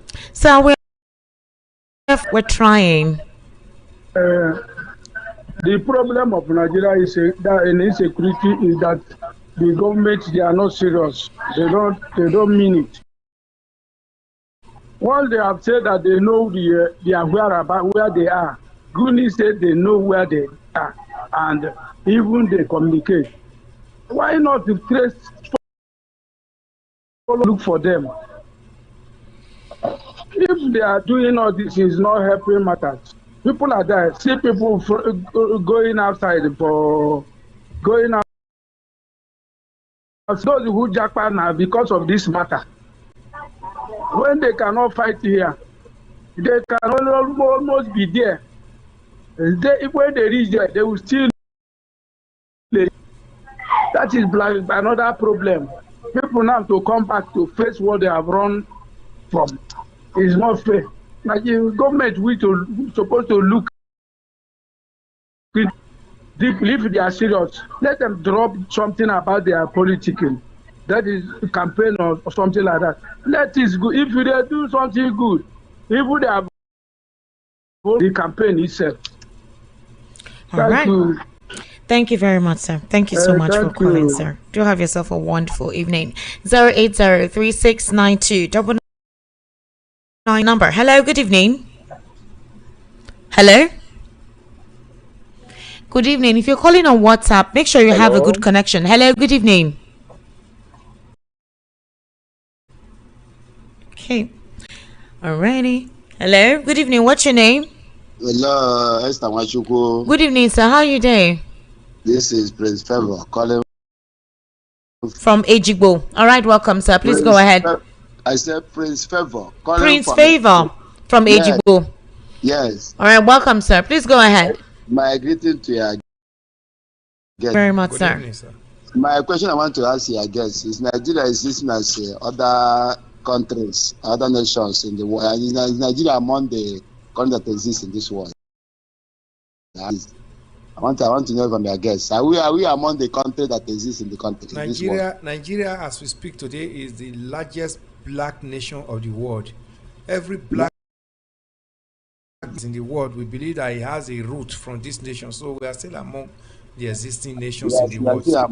We are still among. When we hear how they killed the army spoke for somebody there, how they kill it. All this kill every day. My question is, all this thing that caused the war within 1967, all this killing of people and government know what is going on. But every time we come to station, we talk about Peter Obi. We went to here. This one, NDC said this, NDC said that. The killing in this country, last week, you did it here. How the 720 Boko Haram or terrorists were integrated. They repented 720. It's not true. In Bauchi, 20 people again. They repented, Abi. Why can't they go and release all those people in the Kirikiri, all these people in the Kuje prison, all of them, let them repent too?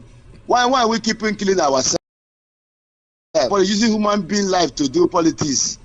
They're choosing the kidnap over 1 month to now. How many two of them have died that place? Children, in the time of this cold now, rain is falling now. Can you choose to enter inside bush? In our country. May I tell one thing, original prophet of God, Mazen Nandekano, in 2015 said Nigeria cannot be feast. We should go and look for some this country cannot be feast. So I get PVC, I not go vote to Esther Machuku, I not go vote. I not go vote. Nigeria have expired. If you know, but don't you in any country, if they if they catch you, they will deport you. So when you say Nigeria, are you in Nigeria? I'm not in Nigeria. Wait, you just told me, didn't you just tell me now that it's in Ejigbo? Yeah, what are you doing in an inspired country? Some people are in Cotonou, some are in Ghana. Oga, you say Nigeria has expired. Guinea Guinea men are expired country. Expired in 2014. Expired. Naira note. He repeated 200 Naira notes. Nigeria has expired. Let us renew the document. Oga, they said you people are saying that Nigeria has expired or you don't belong to Nigeria. They say you should go and drop your put any Nigerian identification so that they can know where they want to place you people. Thank you so much, sir, for calling. 0803692. Good evening. Hello, good evening. Good evening, sir. Welcome. What's your name? My name is Stanley, calling from Ojo. All right, sir. Please go ahead. Hello, sir. Oh, he got disconnected. Hello, good evening. Hello, good evening. Yes, I'm watching. How are you, sir? Welcome. Yeah, I'm Ojota. Tony from Ojota. How is Ojota today? Ojota is fine. Thank All you. right, Tony, please go ahead. Yeah, Esther, you see, I'm hungry every day because whenever I listen to you, I do listen to you every day, almost every day, and my heart always got broken anytime I listen to you because we only complain. And the way I'm seeing Nigeria, the corruption has eaten deep to the extent that even in the marketplace, the politicians have taken advantage of Nigerians, keeping us hungry so that when they give you anything, you can be able to collect without, The politicians are not doing anything for us in this country to survive it because, in short, I don't know how we are going to come out from what the are inside because you can imagine what happens. Some people are protesting for these children to come out, and others are answering. It's going to come out in all these problems. That's why my heart breaks. I have 2 kids. I don't even know how their life will be in life because the way the country is going is giving me. It is one. How are we going to come out from this problem? How are we going to come out from this problem? That's the problem. It's not talk every day. People talk. Well, yes, we like we get to get your PVC. I like for the fact that we are talking. But the problem is that I am seeing it as it's going to be a difficult thing for us to come out from what we are inside. Attention of the media, we can never stop talking about it. That's our we're playing our role.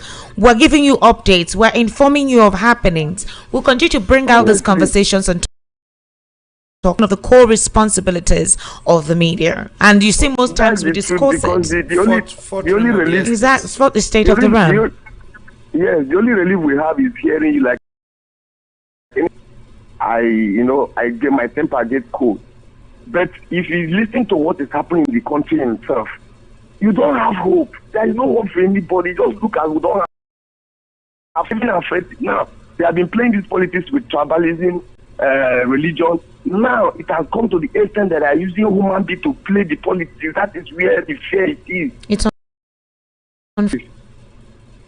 unfortunate. How can somebody use human being and play politics? Because we understand that all these things are politics. Yeah, it's usually don't use woman. You can use every other thing. Don't use woman. I cry for this country every day, honestly. I'm not happy. Do you know what you would do for me? Make sure you get your PVC. Make sure you make sure you mobilize. All right, mobilize for persons who will participate in the upcoming elections for your preferred candidate. That's the only active way that you can do something. To be honest with you, but your voice is what will change something. All right, it's that's the only thing we can do for now. You can't fraudulent. You can't get into anything. Where your voice, where you are needed to make a change, is at the polling unit. So I just want you to have that hope and continue to educate. Civic responsibility. Anybody around you, educate them. Importance of participating in the process during the elections, and they should get their PVCs. Okay. All right. Thank you very much. Have yourself a wonderful evening. Thank you very much. Well, okay. It's going to be fine. All right. Thank you very much. The Nigerians are passionate. You can't take it away from them. Anybody who thinks Nigerians don't love their country. Hello, good evening. Hello. This number has been calling on WhatsApp, but when I pick, the person doesn't talk. Hello, good evening. Good evening, sir. How are you? I'm fine. Good evening, Mr. Good evening, sir. I like the analysis of the network. Thank you, sir. This is Mayor from First Start. This mayor is always lucky. I'm telling people complain they don't get through. Mayor always gets through. Mayor, how are you? I'm fine. How's everything? God, we tell you. How is the cold weather? Well, I love it. Actually love it. It's good. Yes. Well, you see, let me start from it. You see, why we that there should be some good hands in this our politics. You see what NDC has just started. And it's a welcome development. If other people can show that line, so I think it will not happen again. So these people will know that at least it's no more business as usual. Using their platform as an avenue to get on people. They call it special purpose vehicle. So it's commendable. But for the people, those anti-protesters, anybody, I keep saying it, anybody that is supporting this government hates himself, hates his generation, an enemy to himself. So whatever, since they say that kidnapping those children, I wish them well. Let them, but they never experience it. But if they experience it, they should not complain. Just like the man that was telling us Boko Haram has decimated during Buhari, it later happened to him. It's just the same as, like Mr. Evans was talking about this man, Justice Baki. I know Mr. Evans have known how the man ended up by 9:30 p.m. Yes. We are here in this country.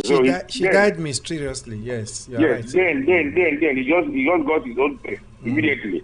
So and let me just mention anybody that is supporting this evil, saying it's good, protesting. There is a day of reckoning. So we pray that God will help Nigerians to. What thing that happened to this country is for this man to come back, because the way it's going, let's just pray that we let him wobble, this administration wobble to the next year and pass away. That makes it really too far for what we experience. God bless you. Thank you so much. Thank you for calling, okay? Hello, good evening. Hello? Hello? Good evening. Yes, good evening. Can you speak up, please? Yeah, can you hear me? Yes, I can hear you now. What's your name? Yeah, this is Kingsley. I'm calling from Sherry. Kingsley, welcome. Thank you for calling in. I can't find the bell, but thank you for calling today. Welcome. Please speak up so we can hear you well. I called. Hello? Breaking.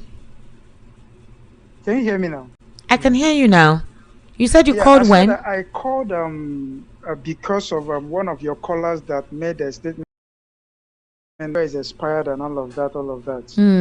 You know, first off, those are the kind of mindset, you know, when they will say our vote does not count, this and that, bigger in 2027 already. This is the kind of mindset these wicked politicians want us to have, so that you do not come out because if votes do not count, I don't think these people will go about giving out money and sharing rice. Okay. I don't think they will want to wait to do all of this. Is the votes do not count. So my encouragement to Nigerians is this: your vote counts. The only reason when your vote made an illustration, he said, for example, if in this local government, maybe 100 people are registered, these are 100 registered voters. Election, 20 people come out to vote out of 100. You have given these politicians the edge to rig with the remaining 80 that didn't come out to vote. You that didn't come out to vote, you voted indirectly and you voted wrong. So you are part of the challenge or the problem we have in the country. If cast your vote, imagine the 100 registered voters come out to vote. The politicians will not have any opportunity to action.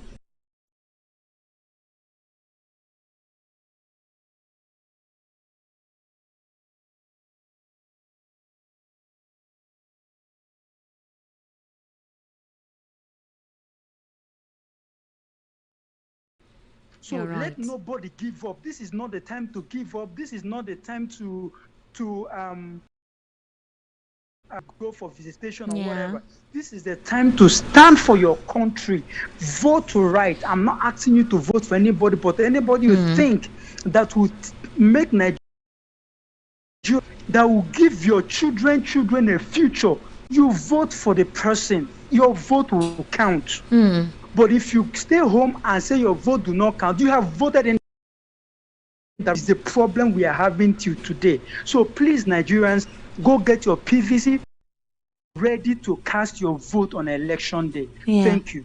Thank you very much for encouraged us Yeah. to participate in the process. important. Thank you so much. I sincerely do appreciate you for doing that. Let me take your messages. This person says, hello, VOP. Hello, Esther. I don't know why I can't get you. I've been trying to get you both in line and on WhatsApp. So, yes, your calls come in. I pick some of you, don't talk. I don't know why, because we can't hear you. I agree for Mr. Elvis Elimehele. Please, my lady, why is it that we hide the name?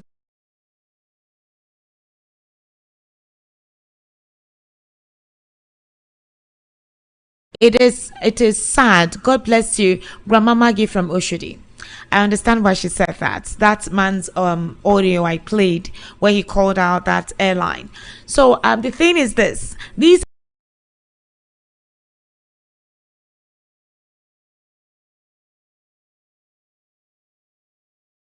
name in bad light, and if I don't personally have a grouse against you, why would I put your name in bad light? So litigations will come from there, and trust me, at this point in time, companies don't care. If you say, okay, madam, you don't give us you don't give us losses, so we had to dissociate ourselves from that and say, okay, that's an indemnity. This is the person who made that statement. So this person said he doesn't care being rearrested because he has issues with the airline, and that's why he called them out. So it's unfortunate, but that's how it's done in this part of the world. Some companies, I remember somebody that had issues with one of the banks, a very well-known bank, Yes. and we heard how they silenced this person by using the police. Even the bread, the woman that came out with bread about Yes. I said the bread over a month in 3 the months. shed, 3 months in the shed, and the bread didn't change. Maybe there's a litigation against her. So and it's always like unfortunate, you know. This person says, good evening. Good evening to you. Thank you so much.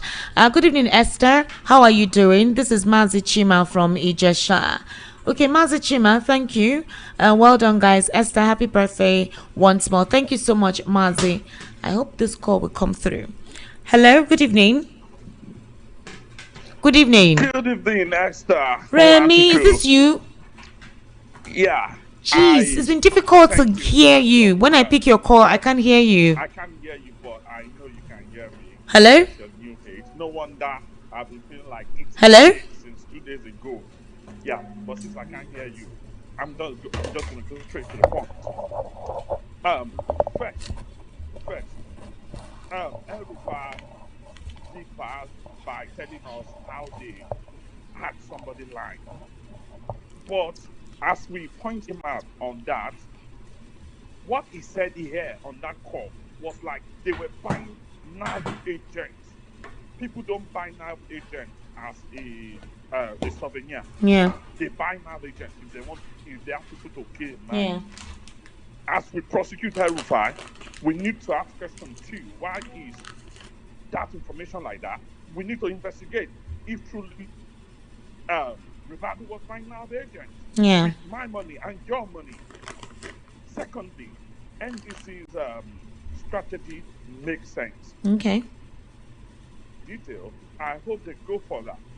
That any members of of their party National Assembly in Britain and Western world, Yeah. we have what they call people voting along party lines. Okay. And sometimes you allow them to vote along their conscience. Okay. So there got to be, as part of the indemnity, there got to be a procedure or a clause where if this is what our party stands for, you have to vote for it. Okay. You have to vote in national interest. Anything that's against the entire population of Nigeria, you need to vote against it. Yeah. So I think that should be part of it if it has not been there. Lastly, Esther, a lot of I've seen people oftentimes they say, oh, let's look. people organizing all this spiritual thing to stop insecurity, Yeah. to pray to dissolve insecurity. Let me tell you this: the fundamental principle of battle is clear. You use spiritual means to stop spiritual attack, such as enemy of father's house, or every household enemy. Those things we used to pray against when we were in church back in the days, if they exist. Those are the things you use spiritual power for. Okay? When it comes to military might, the application of spiritual means to physical battle is going to be counterproductive. I'll give you one instance. I'll shut up. Saudi Arabia, God bless that, is the country where every Muslim sees as a center of civilization for Islam and Muslim. When Iran was throwing bombs at them, they did not summon all of their fantastic prophets, sheikh, to go and start praying. They prepared their defense, their head defense mechanism, repel those bombs. Okay, it repelled them, and that's why Saudi Arabia is what it is today. They prepare for war. Okay, you are never prepared. The battle you do not prepare for will consume you. It is the battle you prepare for that you have an edge over.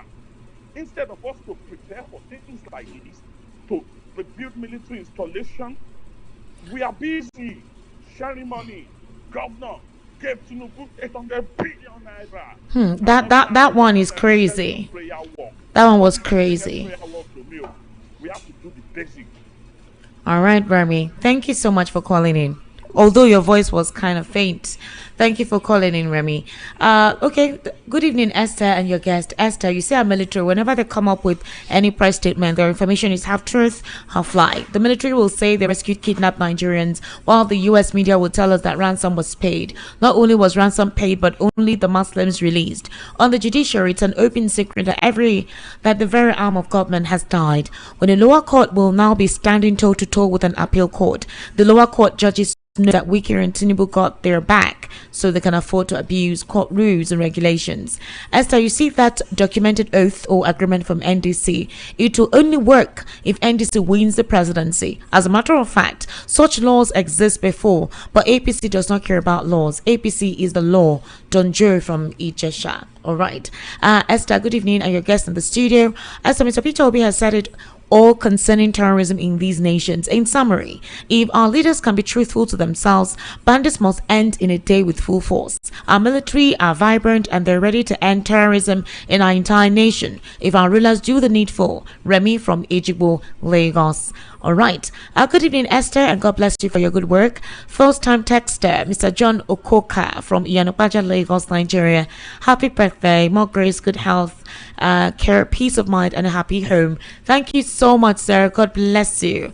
My name is Brit. I love your station. Keep on the good work. Hello, Brit. Thank you so much. Is it Brit or Bright? Okay, I think it's Bright. You want to write? Bright, thank you. God bless you for loving us. We love you too. Okay? We love you too. Mr. Elvis Elimehele. Before I take your final take, let me take this final call. Hello, good evening. Hello, how are you? Hello? Hello? Hello? Hello, Esther. Yes, sir. Good evening. Is it Shola? Good evening. Yeah, Shola on the line. Shola, welcome. Yes, you're the final caller this evening. My great Mr. Elvin. Good evening, Shola. I don't. Yes, well done, sir. See, for that guy that said Nigeria is expired, yeah, I understand the context is coming from. You understand? Okay. When you look at how this country is going, you want to lose hope.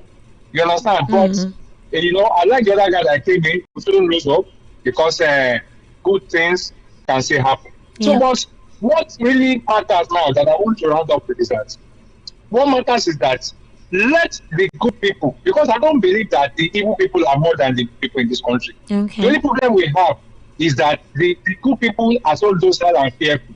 Because I can't imagine how some people are protesting, you know, for the children that have been kidnapped, And some people are, you start with some people, they will throw thugs out. You understand? If if you really remember, that's how it happened during NSAS. And even the Lagos, they happen bad governance. You will see. Hello. So it shows how evil these people are. So let Nigerians be ready to speak out, to defend their vote with whatever you can. Because if not, evil will triumph. That's what I want to know, because I believe evil will not triumph. Let people speak out. God give us the boldness and grace. Thank you, Esther. Thank you so much, Roland. Do have yourself a wonderful evening as well. Mr. Elvis, what's your final take? Yeah, he said it. Manje Fashek has a song, say, let the righteous take over the earth. Let the workers of iniquity be chased out of creation.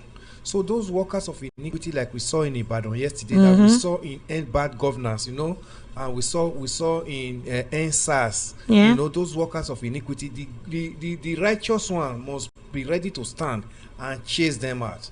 Otherwise, our society will go the other way, and we will not allow it to go the other way, because the righteous are still more than the evil ones. All right. Thank you so much, Mr. Elvis. I had quite a great conversation with you. We always do that. We've got that connection. Thank you so much. And Nigerians, all of you who participated, I love you. Thank you. We will make Nigeria work. We will make Nigeria great. We have nowhere else to go. Countries now are choosing themselves first. They're doing a lot of deportation. They're even complaining a lot about crossbreeding, and because of the crossbreeding, they can't. Their true blood is no longer identified. People want to collect their spaces. So the situation about countries and their nationals wanting to claim space, it's becoming a global situation. In Nigeria, it's happening. We're having the Yoruba say we don't want mixed blood. The Igbos are saying this one. The Ijos are saying this one. Everybody wants to claim their territory. So at this point in time, we can only make home better. The Nigerians who are being brought in from South Africa, I thank some of the Nigerian officials who are helping them with some money to start over. This is the best way to go. So the only thing we can do is to make all our institutions work.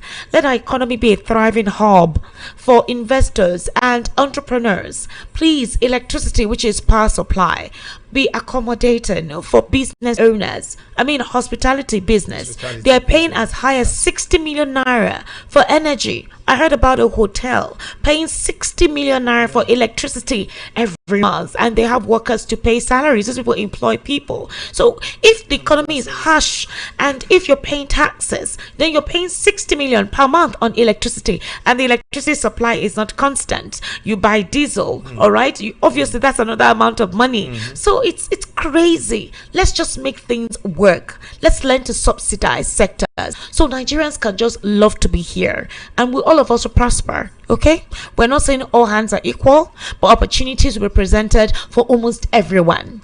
So have yourselves a wonderful evening. I'll be seeing you tomorrow. Tomorrow is Thursday, right? So obviously the world news at 6 and the evening rush tomorrow. So have yourselves a beautiful evening. Dear Lies coming up next.